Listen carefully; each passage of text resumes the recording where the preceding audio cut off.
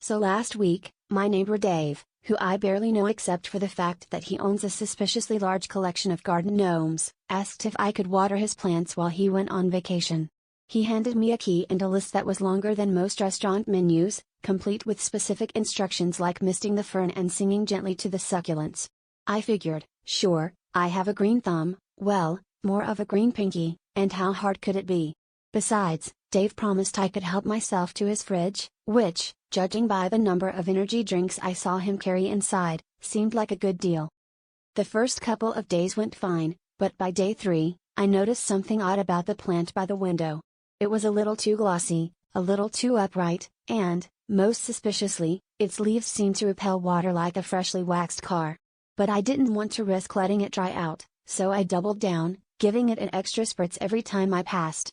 I even whispered words of encouragement, figuring maybe it was just shy. Meanwhile, the rest of the plants were thriving, practically growing into a jungle, and I was starting to wonder if Dave's apartment was secretly a set for Jumanji 3. On the 5th day, disaster struck. I arrived to find the window plant looking droopy, its once proud leaves sagging in defeat. Panicked, I upped my efforts, bringing out the big guns, the super soaker from Dave's garage. Water was everywhere, on the walls, the floor, and possibly his cat, who glared at me with the disdain of someone who's seen too much. But the plant kept wilting, and in my desperation, I tried to prop it up, only to realize its stem was more bendy than a yoga instructor on a hot day.